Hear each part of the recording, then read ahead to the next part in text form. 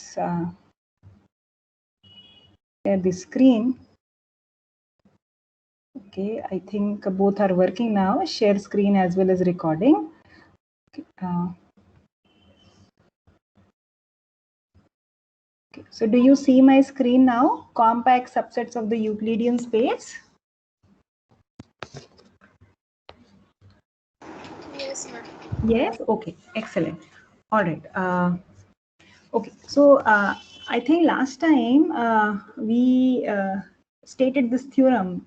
We were trying to prove that for real numbers a and b, you look at any closed and bounded interval AB, then this is compact with respect to the Euclidean metric on R, right?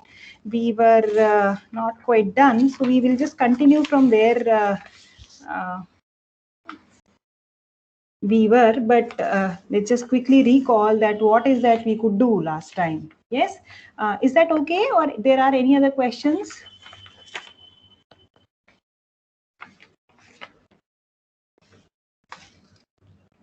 Okay, so I believe there are no further questions. So let's just recall what is that we did. So, so suppose that closed interval AB is not compact. That would mean by definition that there is an open cover of the closed interval AB which has no finite subcover. Yeah. So let G alpha be a collection of open subsets in the Euclidean metric on R, which such that their union contains the closed interval, closed and bounded interval AB, but no finite subcollection of G alphas contains the interval AB. Yeah. So what that implies is at least one of the intervals A to A plus B by 2 or the interval A plus B by 2 to B fails to have a finite subcover. Yeah. Because if both of them do admit a finite subcover with respect to this collection of sets G alpha, that would imply that the interval AB admits a finite subcover, which is not the case. So I am going to label the one of these intervals which does not admit the a finite subcover as I1. So I'm going to label it as A1 B1, where I don't know what is A1 B1. It is one of these two possibilities. But however, what is known is that A1 is greater than or equal to A1 is strictly less than B1, and B1 is at most equals B. And the length of this subinterval I1 is B minus A by 2, and I1 does not admit a finite subcover with respect to the collection G alphas, right? Now, again, we apply this argument one more time, which tells us that there is at least one of those subintervals A1 to A1 plus B1 by 2 or A1 plus B1 by 2 to B1, which fails to have a finite subcover. I'm going to label it as I2. So what is that I know about I2? That A2 is strictly less than B2. B2 is less than or equal to B1. B1 is less than or equal to B. A is less than or equal to A1. A1 is less than or equal to A2. Right? And the length of the interval I2 is B2 minus A2 is B minus A by 4. Yeah. So this is the case, right? So we continue in this manner, and at stage n, we get an interval, nth interval In, such that what are the properties of this interval? That the interval In, which I am denoting by, so this is a closed and bounded interval, An Bn, fails to have a finite subcover with respect to the collection G alpha. A is less than equal to A1 is less than equal to A2. Is so far all the way an minus 1 is less than equal to an is strictly less than bn. This is an honest interval and not a single point, and bn is less than equal to bn minus 1, and so on, right? And the length of the interval in is b minus a by 2 to the power n. So is everybody with me up till this point?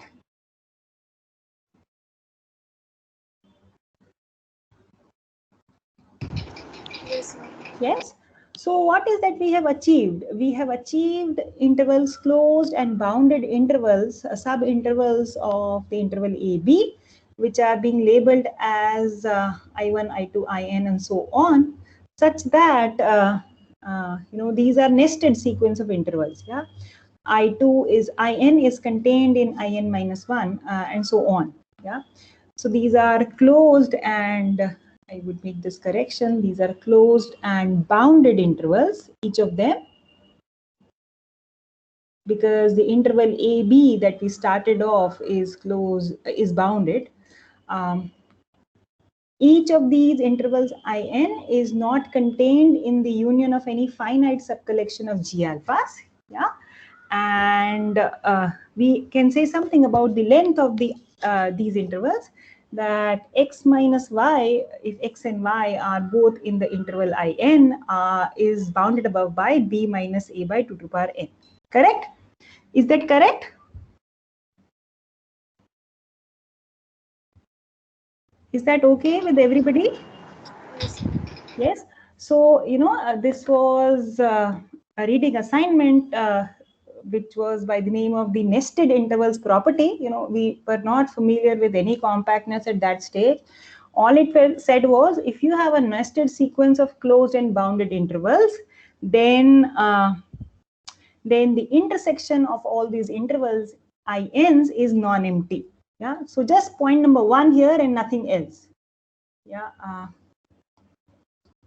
So by the nested interval property,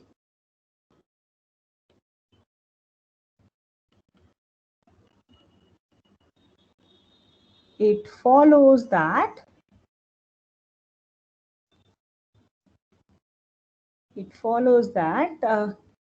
intersection of n equal to 1 to infinity is non-empty. Yeah, so there is a point which is common to all of these intervals.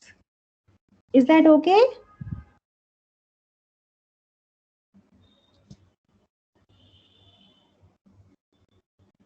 Is that yes with everybody? Everybody recalls vaguely, at least, the nested interval property, having seen the nested interval property at some point of time?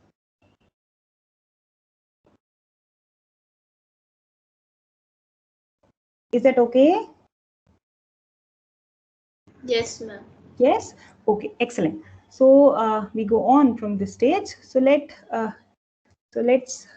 denote this point by x naught. So I'm guaranteed there is some point x naught which is in the intersection. Yeah. Okay. Now, okay. See, what are we trying to do? We are given that. So we are trying to show that closed interval AB is compact, and we are working towards a contradiction, right? We are working under the assumption that there is an open cover of the closed interval AB which admits no finite subcover. Okay. So let's see what do we do. Yeah. Now, let's recall the following. Yeah. So x naught is a point which is in all of these In's. In particular, it implies that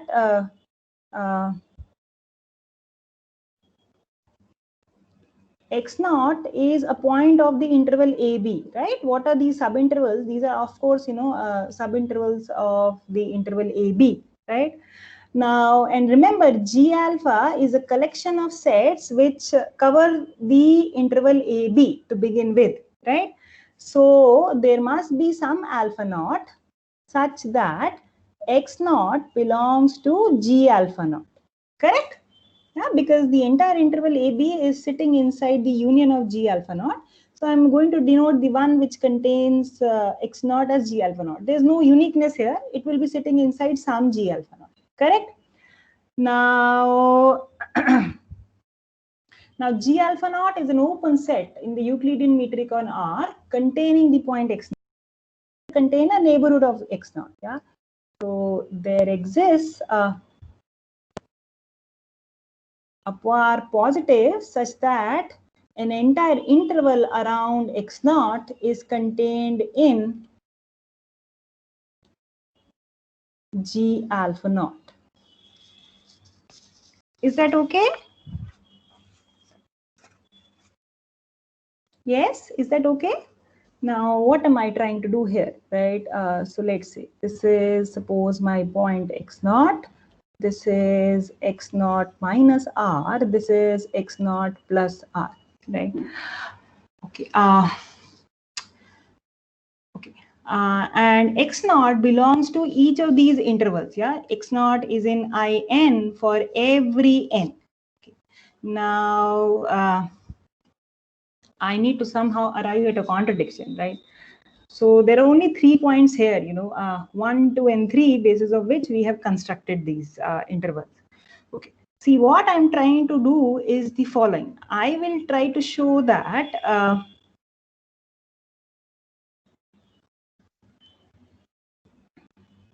I will try to contradict property 2 here. Yeah. I will, so what is the property 2 here? Ions have been constructed in such a manner that for each index n, In is not contained in the union of any finite subcollection of G alpha, correct? So what am I going to do? I'm going to do the following. So this entire interval x naught minus r, x plus r is sitting inside G alpha naught, right? Which is certainly just single set. Okay. So what I'm trying to do is I will show that. So let me see. This is my claim. I say that. Let's look at this claim carefully. I say that there exists a positive integer n naught such that what is I n naught, the interval I n naught, which is of the form a n naught n naught. This is entirely contained in x naught minus r, x naught plus r. So this is my claim, that I can always find a positive integer such that this interval in naught is contained inside this interval. Yeah? So grant me for this for now. So what does it achieve? Yeah. So if this is the case, then in this picture it would be something like this: a n naught and b n naught. Correct? Is that okay?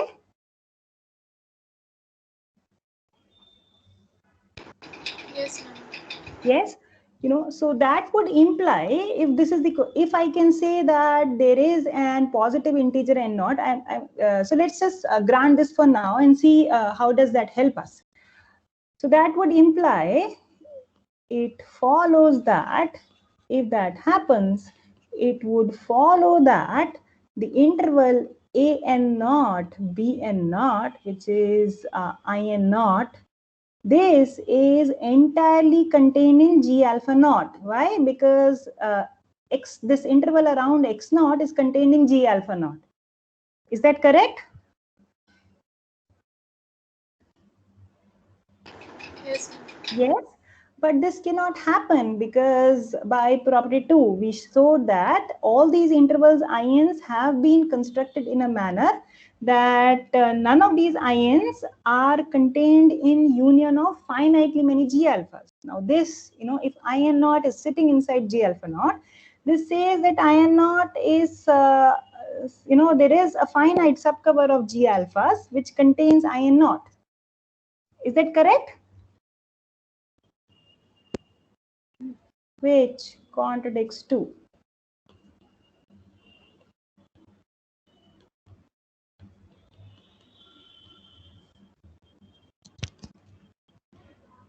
Is that okay? Does everybody follow this? That how do we get to this contradiction?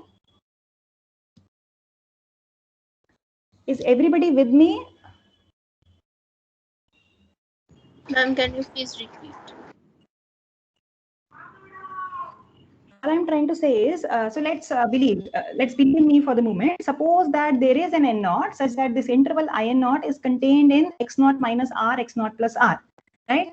That would imply that the interval in naught, which is contained in x naught minus r, x naught plus r, which is sitting inside G alpha naught, right? So the interval in naught is sitting inside G alpha naught. Now let's go back to 2 here, yeah?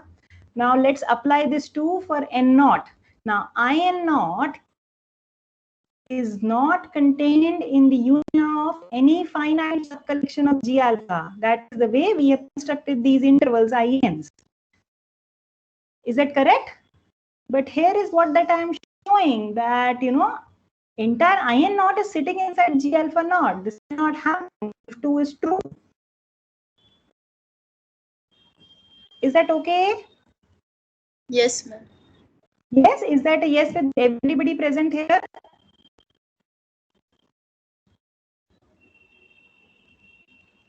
Yes, ma'am. Is that a yes with everybody? So let's try to show that. Now backtracking, let me try to demonstrate to you there is indeed a positive integer and this R interval around the point x naught. Yeah, that's what remains to be done in order to complete the proof of this theorem. Is that correct? Yes. Everybody. Can you please repeat again, because your voice is breaking?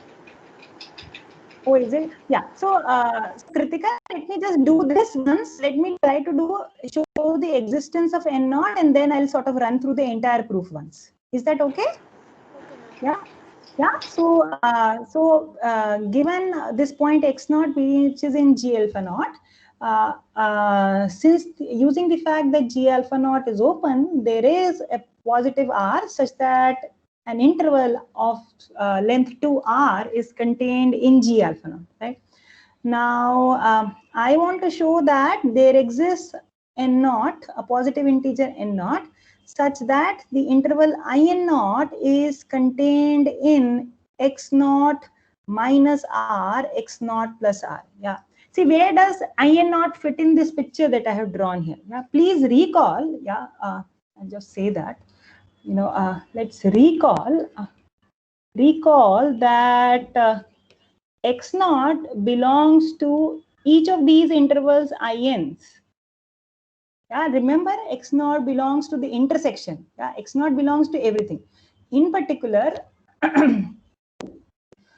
so x naught, belongs to this interval an naught, bn naught also. What is that we have to show? We have to show that the length of this interval, so x naught belongs to this interval an naught, bn naught. So this interval an naught, bn naught, if I want it to fit inside the interval x naught minus r, x naught plus r, all we have to do is, I have to make sure that the length of the interval an naught, bn naught is less than r, isn't it? Yeah. So let me do the following thing. Yeah, I say that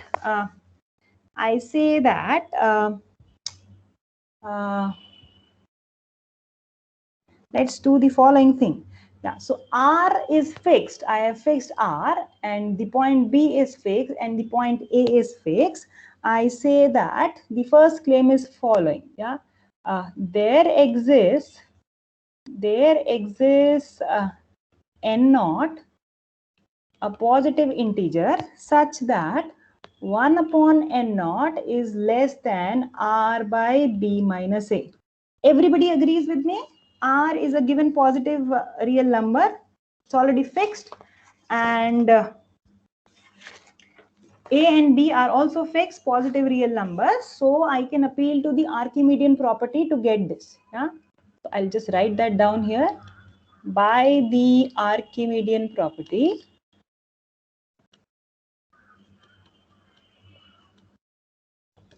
of R, it follows that there is a positive integer N naught such that this happens. Is that okay with everybody? Yes, ma'am. Yes. So what does it help us? How does it help us? So it follows that, let's do the following. It follows that, so I'm going to sort of rewrite this inequality one more time. It follows that if I look at B minus A by R, that is strictly less than N naught, correct? Just rewriting it one more time. Now N naught is always smaller than 2 to the power N naught. See, why did I do this N naught here? Is that correct? So this is a 2 to the power n naught. And hence, b minus a to the power 2n naught is less than r.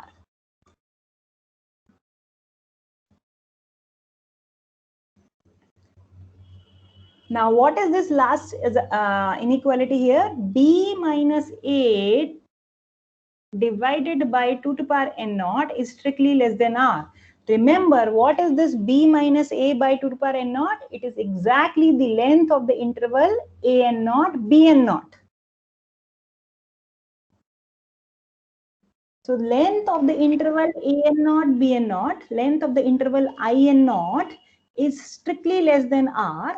The point x naught is anyways in the interval I n naught. So that would imply that this entire interval I n naught must be contained in this interval around x naught of length 2r.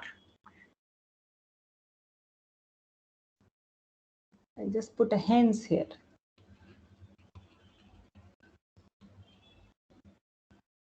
Is that okay with everybody up till this point?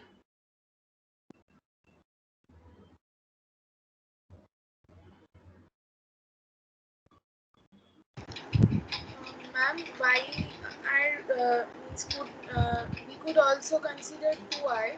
Means why are we considering r here? Say that again. Which 2i? Not 2i, ma'am.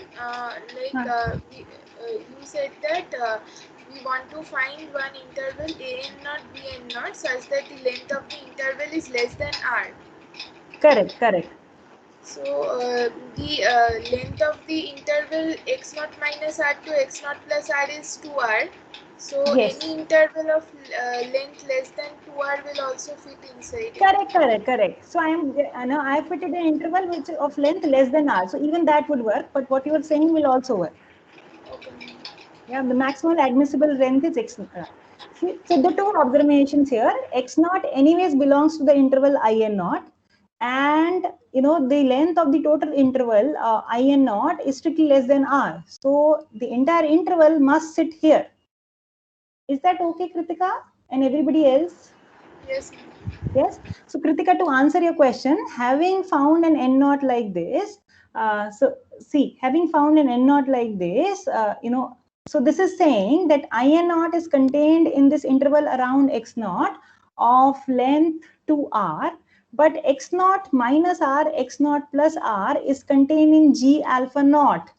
It's contained in g alpha naught. That's what we already noted down. So if you put these two observations together, it will tell us the interval I n naught is contained in G alpha naught. Correct? Yes. Yes. But the way these intervals ions were constructed was these interval ions were constructed in order to make sure that none of these ions are contained in the union of these finitely many. But here I have an interval I n naught which is contained entirely sitting inside just one single thing. So here is a finite subcover of the interval I n naught subordinate to the collection G alphas, which cannot happen. This contradicts the property 2 here. 2, 2. So I'm scrolling back at 2, which says that for each little n, In is not contained in the union of any finite subcollection of G alpha. This is contradicted here for n equals n naught, because entire In naught is contained in G alpha naught. I'll just write that here. In naught is contained in G alpha naught. So there exists n naught and alpha naught such that. So that contradicts 2.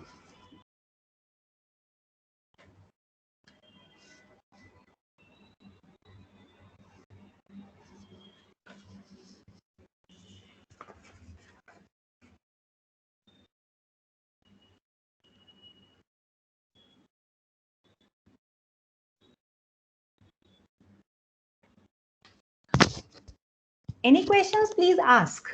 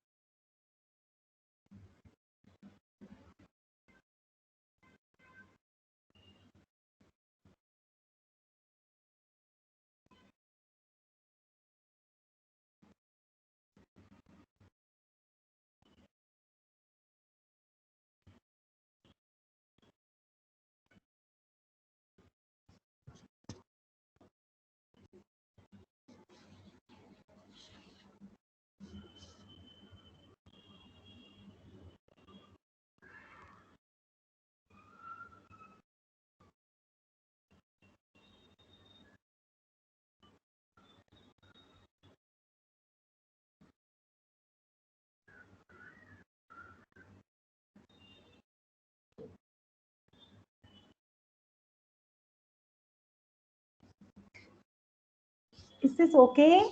You still have some doubts? Please ask. No, ma'am, it's okay. It's okay? Yeah. Is that a yes with everybody present here? Yes, ma'am. Excellent. Yeah. So what have we showed in effect that closed and bounded intervals are compact. Yeah. This theorem has a special name. It is called as Heine-Borel theorem. This is due to a mathematician by the name Heine and Borel. Yeah. I'll just write that down.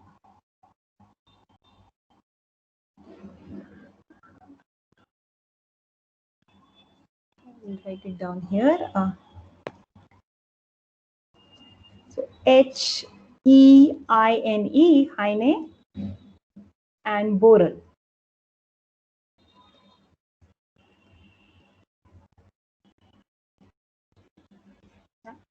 See, Heine-Borel theorem is very, very powerful. This tells us that. So let's just sort of, maybe I'll sort of comment this a little later. Why and how is this powerful? But for the moment, let me make the following comment that suppose that instead of intervals, you are looking at rectangles, closed and bounded rectangles in Rn. Yeah. So I'll just make a comment here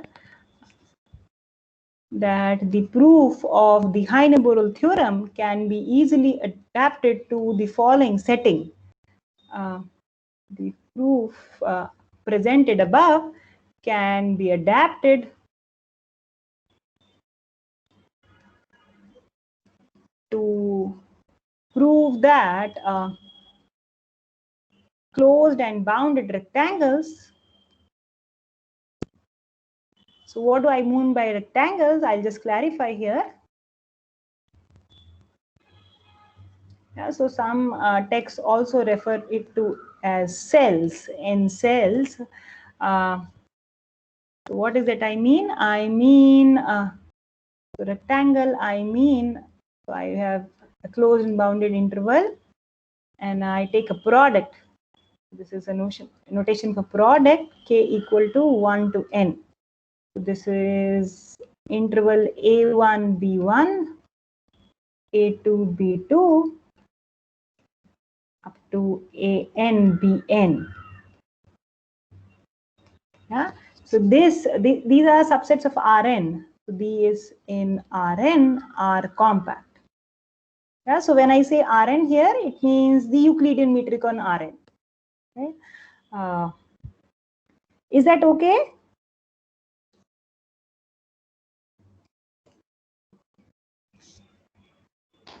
Yes, ma'am. Yes. Okay. All right.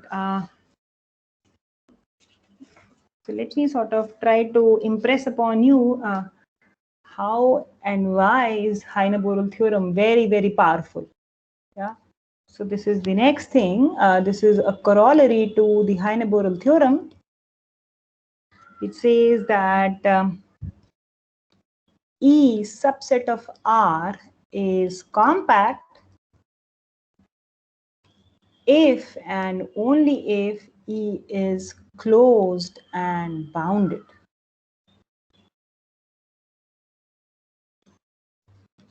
Yeah. So there is a complete characterization of compact sets with respect to the Euclidean metric. Yeah, please note that if you don't write any clarification here, that what is the metric on R, it means by default it's a Euclidean metric. Yeah. So E subset of R with respect to the Euclidean metric is compact if and only if E is closed and bounded. Yeah. So you don't have to appeal to start with any arbitrary cover and try to extract a finite cover. All you have to do is you look at the set, try to show whether it's closed and bounded, check whether it's, and then you're done. Yeah? Compactness follows. Yeah? At this point, I would like to highlight that I would like to emphasize that this statement is not true in general, and we saw an example last time. Let me just go back to that example. Where is that?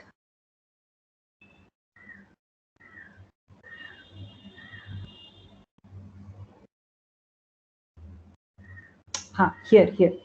Yeah. So you remember, if you look at the real line itself with the discrete metric, then we constructed a set K which is closed and bounded. Yeah, K which is the real line itself. This is closed and bounded with respect to the discrete metric, but it's not compact. Yeah. So what is true in general is that for a general metric space XT, compactness implies if K is compact, then K is closed and bounded, but the converse is not true in general. However, thanks to the Heine-Borel theorem, converse is true when you are working only with the Euclidean metric. Is that okay? Yes. Yes. So let's quickly provide a proof to this corollary. Where were we? Here. Yeah. So let's prove this.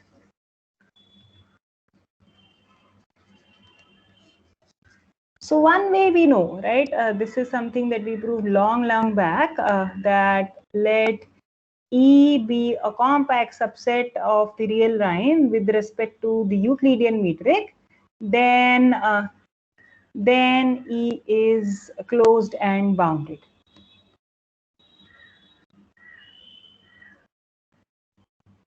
Yeah, so I am not going to repeat the argument here. These are two separate theorems that we have already seen. Is that okay? Does everybody remember that? I'm going to look at the other part. So let E be a closed and bounded subset of R, and we need to assert that E is compact. Yeah. So so the first observation is that since E is bounded, there exists so what does it exist? There exists a positive number. There exists some positive number M, let's say M, such that the entire set E is sitting inside this interval minus M to M. Correct? This is from the assumption that E is bounded to start with.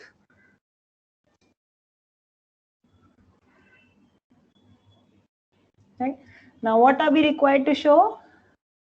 We are required to show that E is compact. So how do we proceed from this point?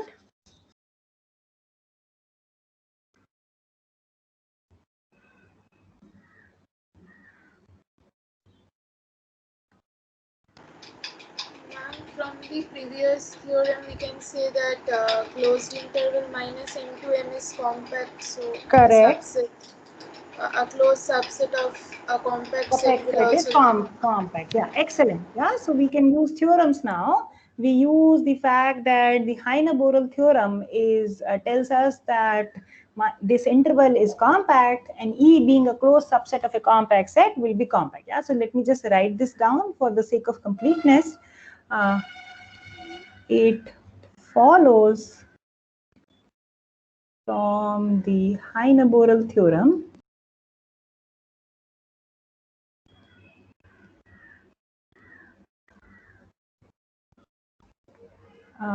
that this closed and bounded interval is compact with respect to the Euclidean metric in R, and since E is a closed subset of a compact set, so let me just for the clarity say of the compact set,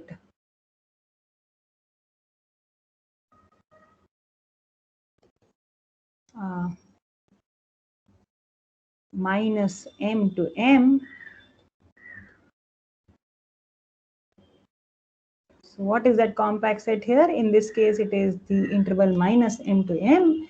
It follows that E itself is compact because we know that every closed subset of a compact set is compact.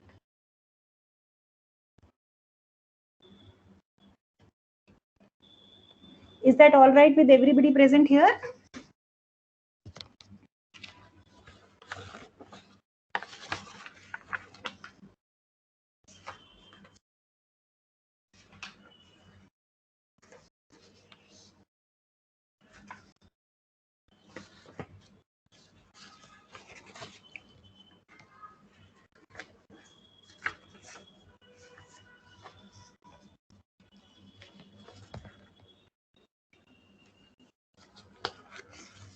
So shall I assume this is a yes with everybody and we move on to the next thing?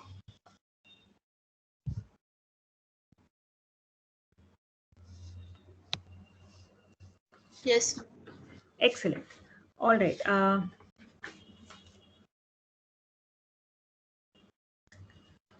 So there's one more thing that I would like to say about compact sets.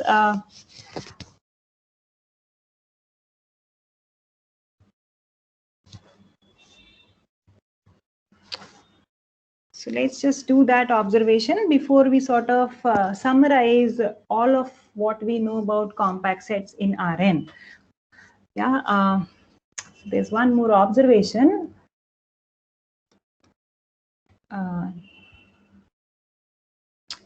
Let's write this theorem here.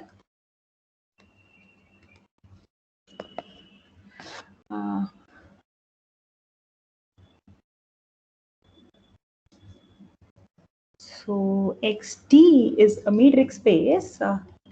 This is also true in general. So let Xt be a metric space if E is an infinite subset of a compact set K,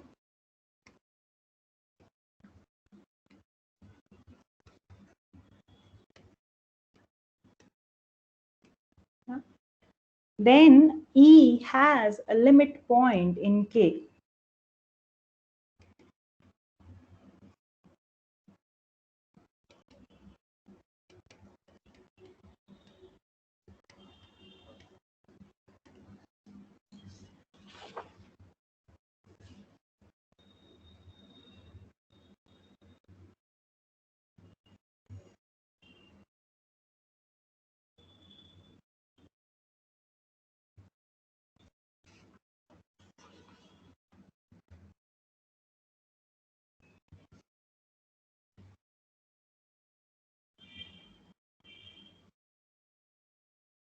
See, why do I have an assumption that E is infinite?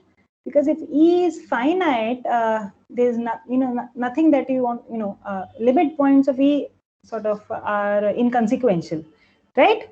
So let me sort of try to give you an example. So let's take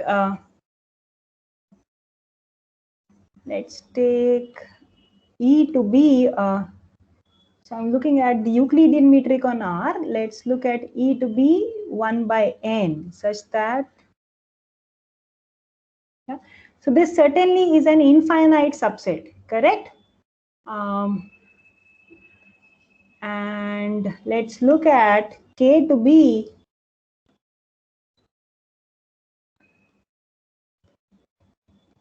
now in order. So K, I want it to be compact, right? So, and this is a subset of R. So how do I characterize compactness in a subset of R? I want K to be closed and bounded. So what should be my K to be?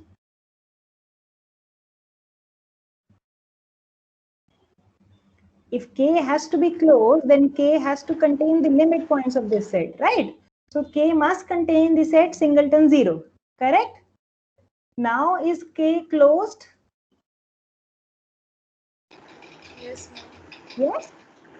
And bounded also, right? So K is compact in R. Yeah. So K is compact with respect to the Euclidean metric in that, right? So every infinite subset of a compact set necessarily has a limit point in the compact set. Yeah. So the limit point of E may not be contained in the set E. It will be contained in the set K. Yeah. So if you have been doing those practice problems, the limit points in general are contained in the closure of E. So the closure of E is contained in the set K. That is what this theorem is telling us.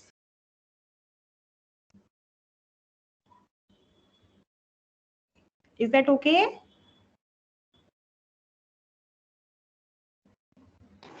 Yes, ma'am. Yes. Yeah. All right. So let's quickly fix the proof of this theorem. This was just a sort of example on this side to highlight what is happening in this theorem. So proof of the theorem upstairs. So we are given a metric space XT. E is an infinite subset of a compact set K. We are required to show that E has a limit point in K. Yeah. Suppose not. Yeah. Suppose that E does not have a limit point in the set K. Suppose that E does not have a limit point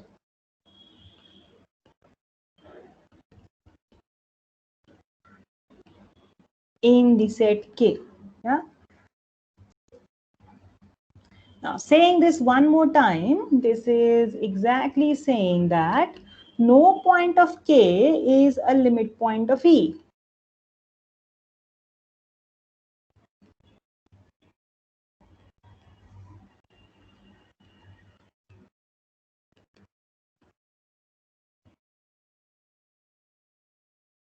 No point of K is a limit point of E. Is that okay?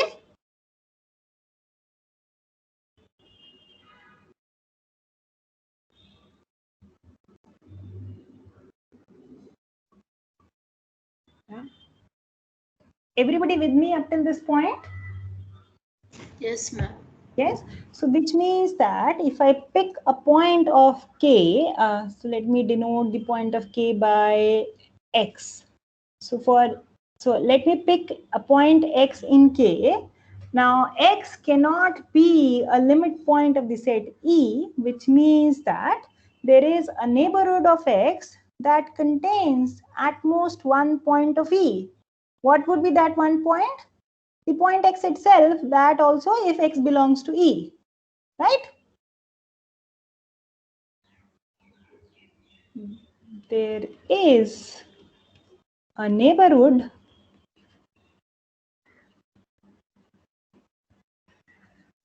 of X. So I'll denote this neighborhood by what? So this is R subscript X that contains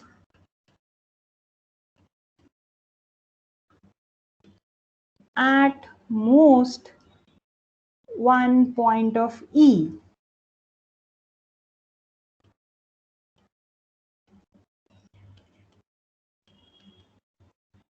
Yeah, namely the point X itself if X belongs to E.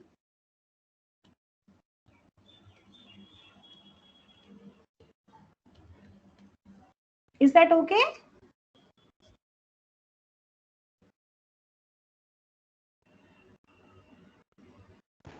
Ma'am, can you tell the last statement once again? Yeah. So let's pick a point X in the compact set K. Yeah. X by assumption is not a limit point of E. Yeah. So if X were a limit point of E, which would mean that every neighborhood of X contains a point of E different from X, right?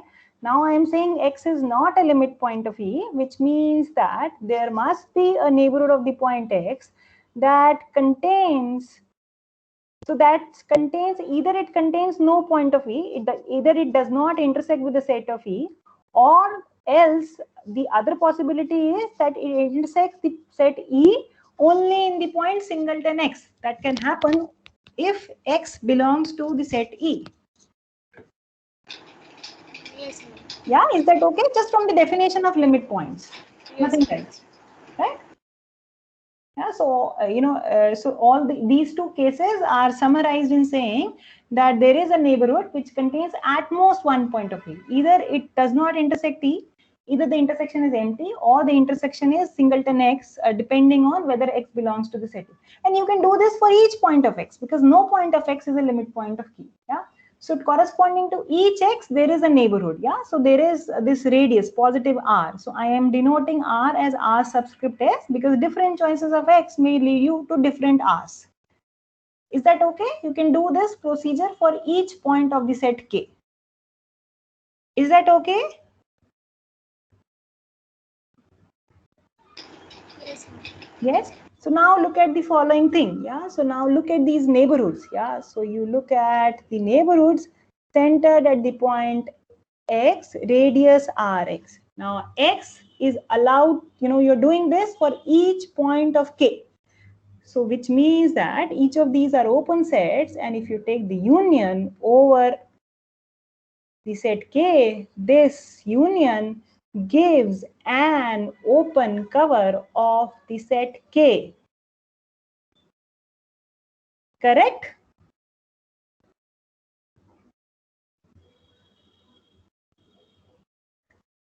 Each of this is an open set, and their union contains the set K. Yes, ma'am. Yes? Now, now I claim that here is an open cover of the set K which has no finite subcover. Let me write that down. We showed that. So we showed that I am going to demonstrate to you that this particular open cover of the set K admits no finite subcover. That would contradict the fact that K is compact to begin with.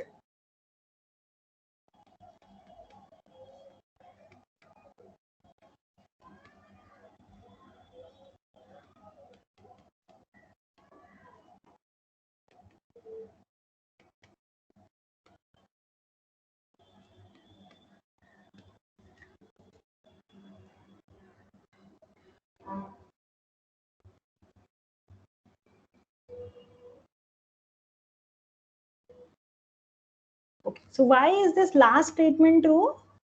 So everybody agrees that this indeed is an open cover of the set K. Yeah. So the question I'm asking is, why does the union of any finite subcollection of these sets do not contain K? Why is that true? That there is no finite subcover subordinate to this open cover?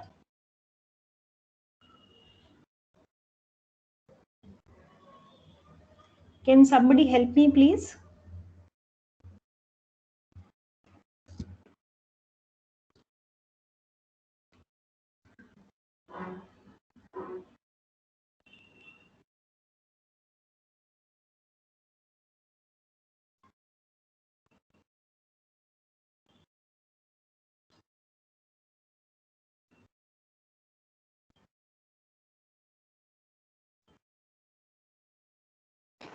Ma'am, then E is equals to K.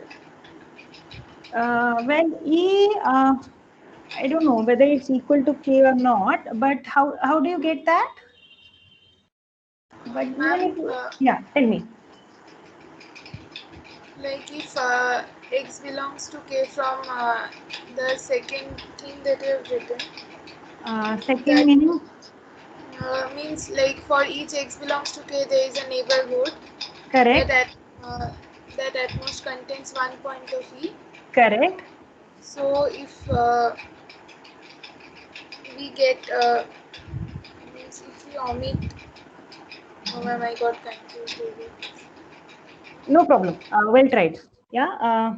So all I'm trying to say is, so suppose there is a finite subcover of the K with respect to this collection. Yeah, which means that there are finitely many of these balls, these open balls around the point X, radius Rx, which cover the set K.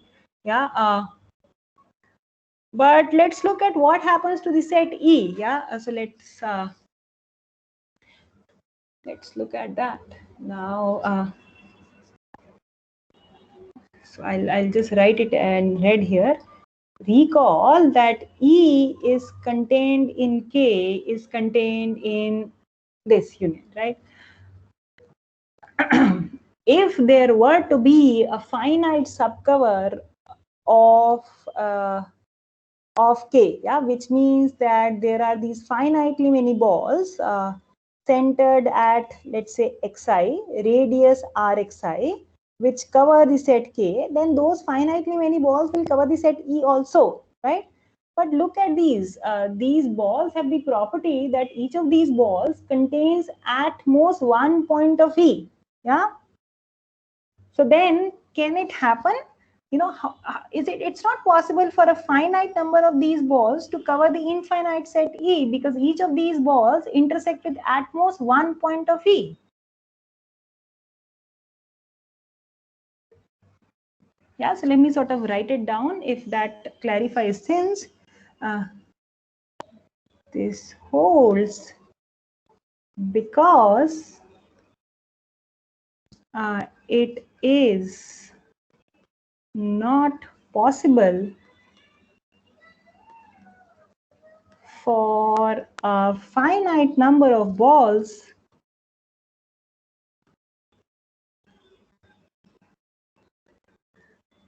finite number of these open balls or neighborhoods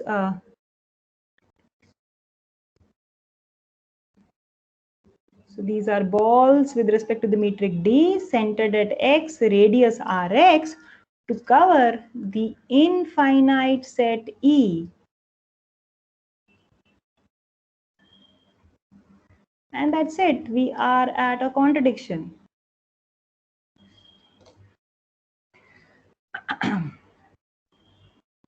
Is everybody with me on this bit?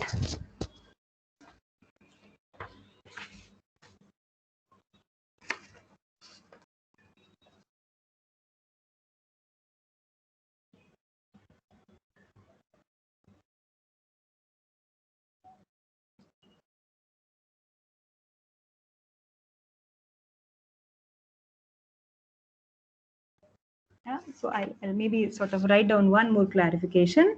If there is a sticky point, let me erase that here. So what I'm trying to say is that any finite subcover of so in particular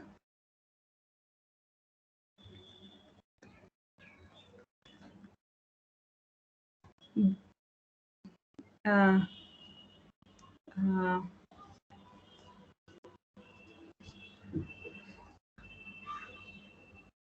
the subset E of K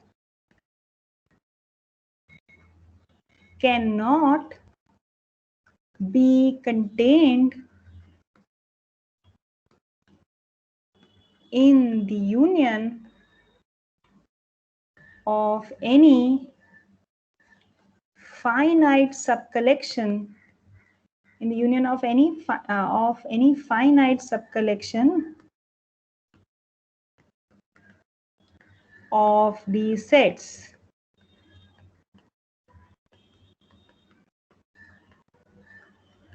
Yeah. So since any finite subcollection of these sets cannot contain even the subset E of K, how can it contain the entire set K? This contradicts the compactness of K. And we are done.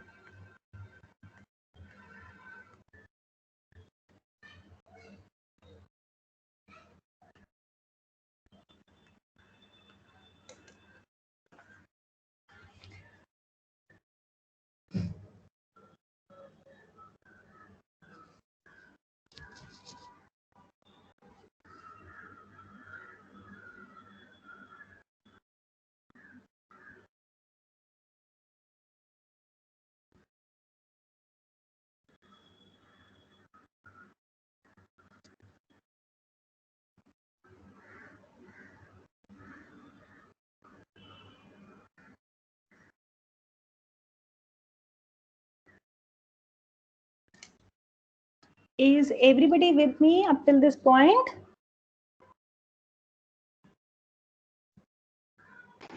Yes, ma'am. Yeah, is that a yes with everybody present here? Excellent. So shall I assume this is okay with everybody? Can we go ahead?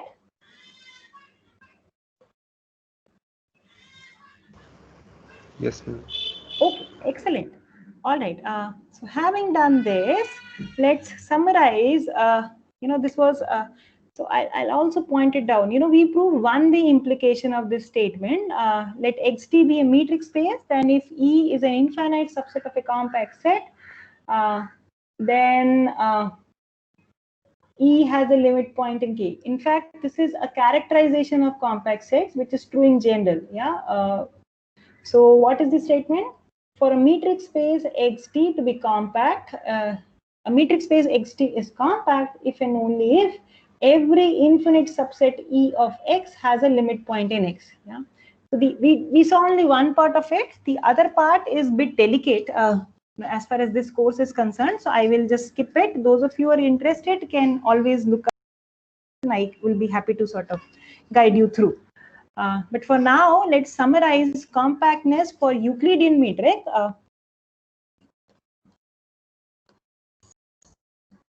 So theorem, so remember we did Heine-Borel theorem, which tells us closed and bounded sets are compact, and these are precisely the compact sets. Yeah, so which means that E subset of R is compact if and only if it is closed and bounded. Yeah. So I will summarize here some facts about compactness with respect to the Euclidean metric. I will state it in Rn instead of R. Exactly the same proof goes through. Yeah. So please recall, whenever we say Rn without any other sort of clarification, it means Rn, the Euclidean n space with respect to the Euclidean metric. Yeah. So I want to say the following statements are all equivalent.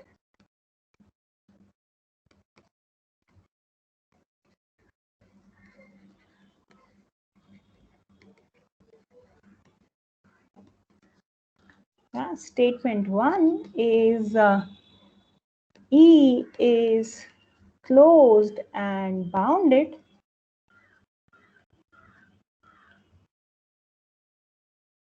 Statement 2 is that E is compact. And statement 3 is the one that we just established, that every infinite subset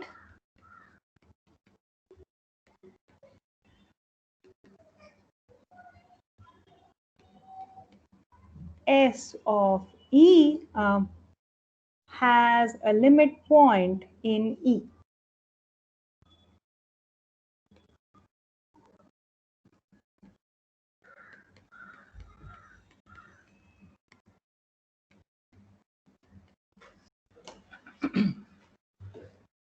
Yeah. So please note that here the limit point may not be in the set S. But what the statement 3 is saying, that the limit point is necessarily inside the set E.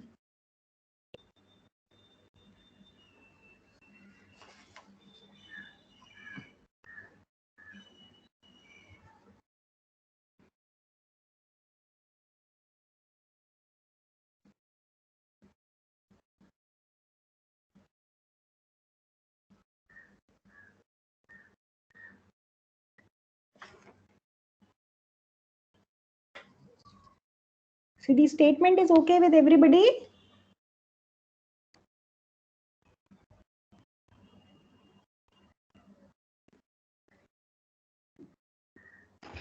Yes, ma'am. Yeah, so this is a complete characterization of compact sets for respect to the Euclidean metric. One does not have to sort of appeal to the definition of compactness. For example, look at open covers and so on and so forth. You can sort of look at very concrete criteria, whether it's closed, bounded, and things like that. Right.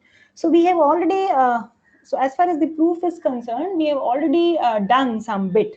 Yeah, so we have already done 1 implies 2 is done. We did that today using the Heine-Borel theorem. 2 implies 3 also we proved today in much more generality for a general metric space. This is also done. So in particular, it holds true for the Euclidean metric also. So in order to complete the proof of this theorem, what remains is to supply a proof for the statement 3 implies 1. Is that okay? So once we fill in this, the proof of 3 implies 1, we would have proved this theorem. Okay. So I will, before we sort of do 3 implies 1, I would like to highlight again, see in general, if I replace E subset of Rn to be E subset of X, where X is a metric space, then 1 implies 2 is what fails in general, and we have already seen a counter example also. So it's not true in a general metric space. So this is something very special for the Euclidean metric. And why do we have it? Because the Heine-Borel theorem is true for the Euclidean metric. But rest all these statements, 2 implies 3 and 3 implies 2, 3 implies 1, all of that is 1 implies 2, all of that is still true in a general metric space XT. This was just a clarification. So shall we see the proof of 3 implies 1?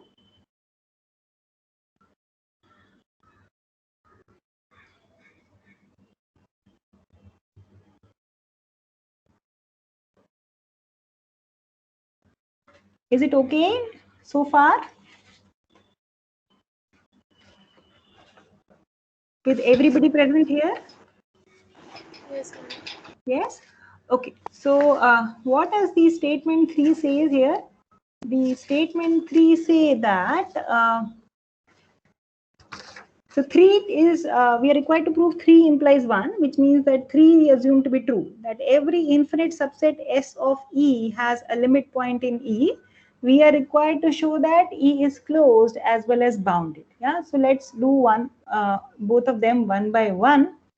So let's suppose that we are required to show E is closed. Why did I choose the eraser? So suppose that E is not closed. So if E is not closed, that would imply by definition that E does not contain all of its limit points. Yeah. So that means that there is a limit point of the set E which is not in the set E. Yeah? There is a limit point of the set E outside the set E, which means that there is a point x naught in the complement of E. So I'm just writing the proof for n equal to 1 instead of showing Rn. It's essentially the same argument such that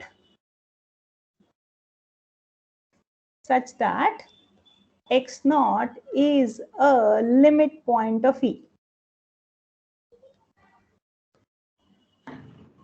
Yeah, if there were no such point x naught, then E would be closed. Right? So there must be a limit point of E which is not in the set E. Ma'am? Yes, please. Ma'am, here it will be if E is not closed. Yeah. Thank you so much. Thank you so much. Yeah, thank you so much. Yeah, if E is not closed, then this is the case, right? If it's closed, then this is not. Yeah, thank you so much. Okay, good. So we get hold of a point x naught like this. Okay, now what do I want to do? Yeah. So starting from this point x naught, what is it I want to do? I want to construct an infinite subset of E such that it has a limit point, which has no limit point in E in order to contradict the given statement. Yes, is that correct? So with that goal in mind, let's do the following. Let's note the following. Yeah. So the first observation is this. let's look at the interval around x naught. So this is x naught minus n, x naught plus 1 by n. Now, for each index n, for each natural number n, this is a neighborhood around the point x naught, right? And x naught is a limit point of E. Saying that x naught is a limit point of E means every neighborhood of x naught contains a point of E different from x naught, right?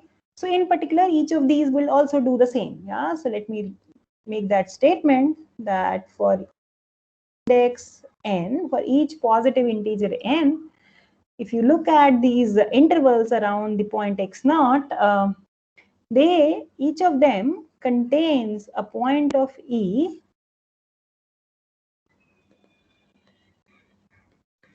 different from x naught.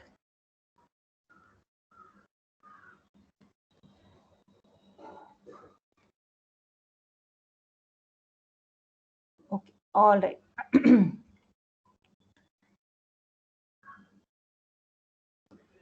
See, what am I trying to do? I am looking at the point x naught. I am constructing these intervals, looking at these intervals around the point x naught, such that the length of these intervals becomes smaller and smaller as n becomes larger and larger, so that in the end the lengths just go to 0. Yeah. Okay. Anyways. So I'm going to label this point of E, which is in these intervals by xn. Yeah. So let xn belong to x naught minus 1 by n, x naught plus 1 by n, intersect the set E for each n. Yeah. And by construction, note that xn is different from x naught for each index n. Correct?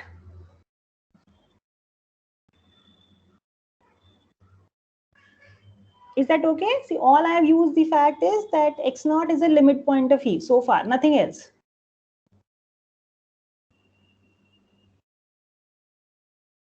Is that okay? Yes, ma'am. Yes. So now I am saying let's look at the following set. Let's consider the following set. Let S is equal to xn. Let's collect all of these points xn.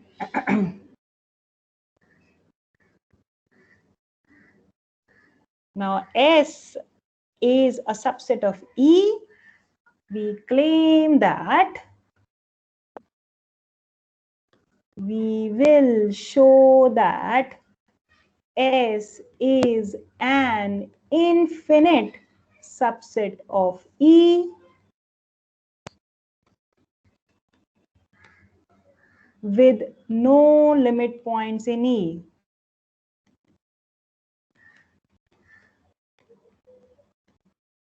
Once we are able to show that, this will lead us to a contradiction.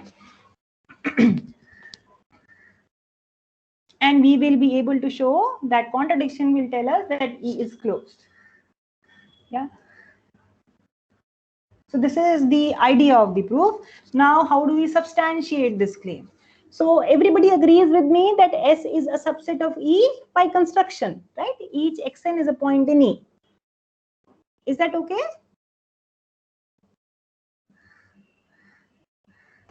Yes, ma'am. Yes. Okay. See, the next claim is that S is infinite.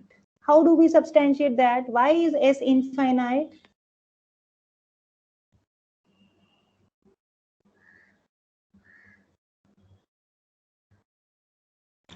Ma'am, because any neighborhood of the point x naught will contain infinitely many points.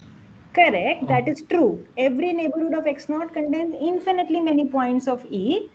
Yes, but how do I choose? How do I make sure that these xn's are infinite? You know, I can be choosing the same point again and again and again. That is also possible, right? So you're right, you know, but you know, so we need to sort of give a substantial argument. it has to do with the choice of xn. You're right, but can you sort of make your argument more precise? Yeah, so let me sort of rewrite what you're trying to say. You're trying to say that recall how are xn's constructed. Yeah, xn's are constructed in this manner. Correct? Yes, ma'am. Yes. Okay.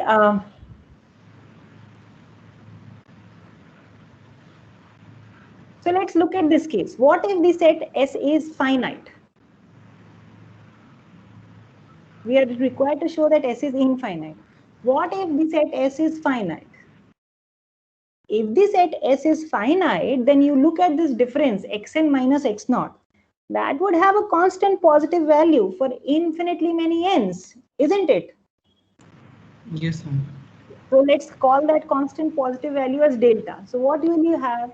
You have delta is less than 1 by n for infinitely many n's. Can that happen?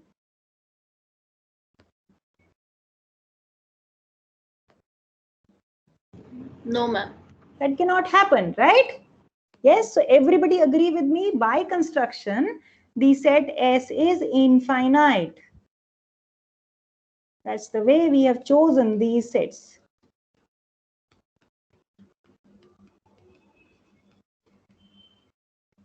Everybody agrees? Because otherwise,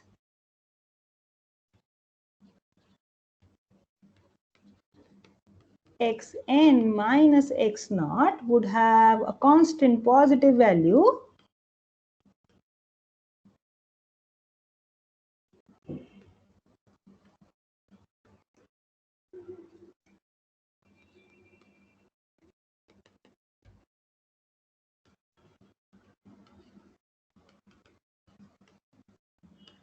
for infinitely many natural numbers n.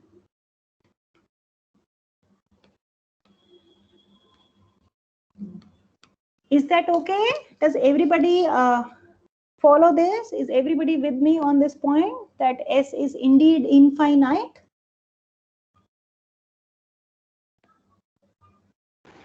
Yes, ma'am. Yes? Okay. Now the next, the only thing that remains is that S has no limit points in the set E. How do we make that precise? Okay. So in order to show that, so this is the first statement. So everybody agrees with me on this point that the point x naught is a limit point of E. Sorry, not E. X naught is a limit. So x naught is a limit point of E also. But the way we have constructed, x naught is a limit point of S. Everybody agrees with me? Yes, ma'am. Yeah, because every neighborhood of x naught contains a point of S different from x naught by definition. Yes? Now, in order to show that S has no limit points in E, we would like to show that, so this is my claim, that so we claim the following statement, that S has no other limit points in R except the point x naught.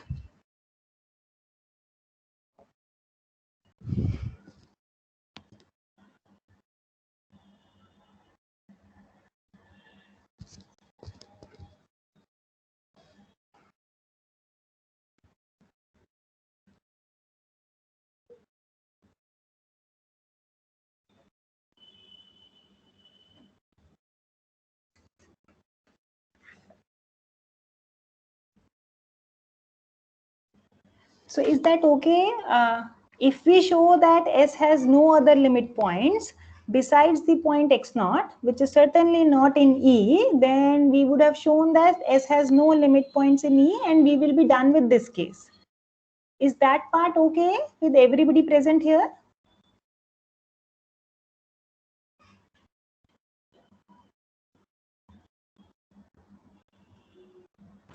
Yes, ma'am.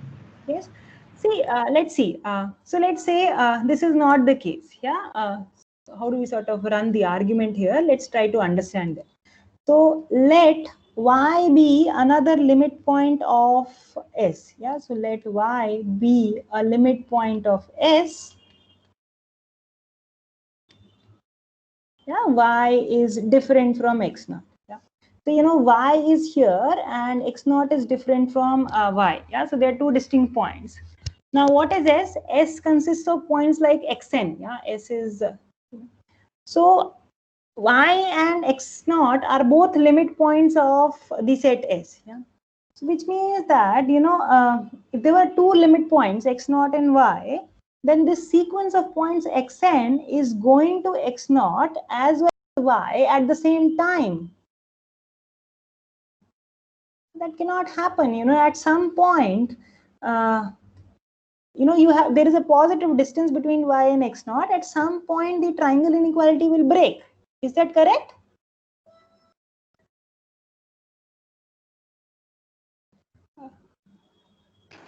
Yes, ma'am.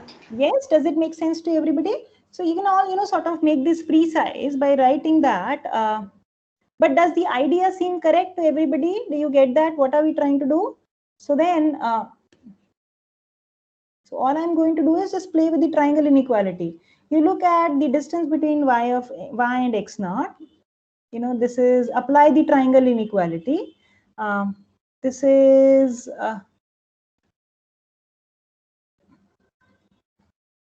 now by definition the points xn's are chosen such that xn's are within 1 by n neighborhood of the point x naught. So this is so let me write it in a manner that will be more convenient for us to apply the triangle inequality. Yeah, so the distance between y and xn is at least the distance between y and x naught minus xn minus x naught. Correct? Now, the way these points xn's are chosen, so this is 1 by n for each index n.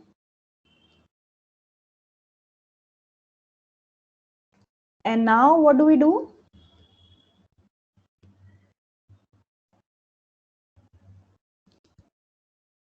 How do we sort of make the argument precise from this point? So I have a fixed positive number y minus x naught and this is 1 by n. I claim that this is sort of bigger than y minus x naught by 2 for all but finitely many n.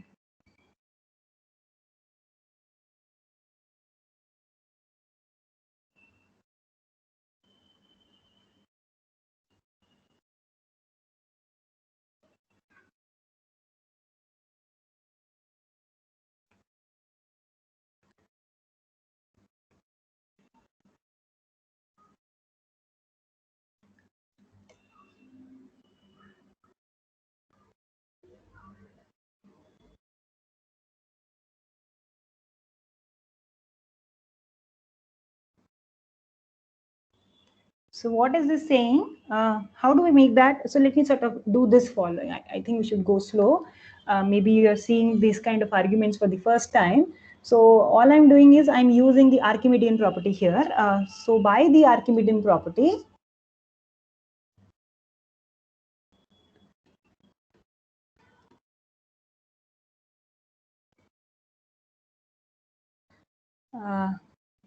there is a positive integer n naught such that what happens 1 by n naught is strictly less than y minus x naught by 2. Let's see if this works. Yeah, y and x naught are two distinct points, so there is a positive distance and I am doing this. Correct? I can always choose n naught like this. Now, so leave the analysis, the inequalities that I was doing upstairs, and let's just focus what I have written in red ink here. So I hope this part is okay. Yeah, so which means that for all positive integers n bigger than n naught, the reciprocal 1 by n is less than 1 by n naught is less than y minus x naught by 2. right?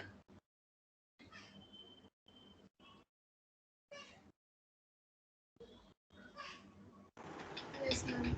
Yes. So if I apply this, so let's note this observation here, and let's come back to the second inequality. So I had that for each index n, the distance between y and xn is at least as big as the distance between y and x naught minus the point 1 by n, right? So if you apply that here, so I am saying, let's call this last inequality here star. So I'm saying using star, it follows that what follows that y minus xn is bigger than this. Is that correct? Yes, ma'am. Yes, is that correct?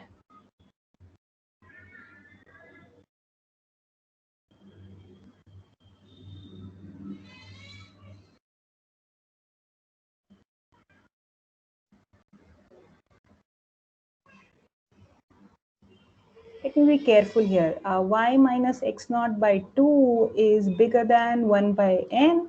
That is positive. I think this statement is correct.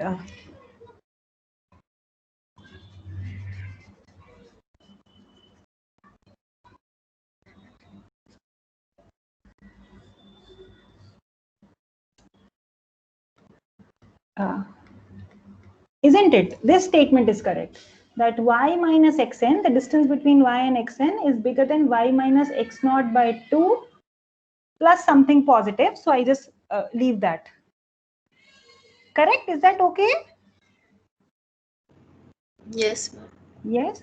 So, I'll just take one more minute and sort of summarize this part, if that is okay. Yeah. So, so this is saying, so this is sort of a digression here.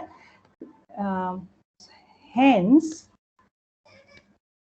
for all n bigger than n naught, the distance between y and xn is bigger than r. Right? Where, let me call it r naught, where r naught is this positive number, y minus x naught by 2. And just summarize what I have written upstairs. There is a positive integer n naught such that for all n bigger than that, the distance between y and xn is bigger than this fixed positive number r naught. Is that correct?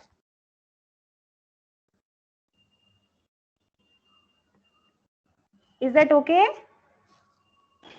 Yes, ma'am. Yes. So this is saying, in other words, this is saying that if you look at the interval around the point y of length 2r naught, yeah, so I have the point y here, and I'm looking at this interval around the point y of length 2r naught. So this is an r naught neighborhood of the point y. What is that I've shown? I've shown that xn, the distance between xn and y, is bigger than r naught for all n bigger than n naught, right? So which means that if you look at this particular neighborhood of y, it contains at most finitely many points of the sequence xn.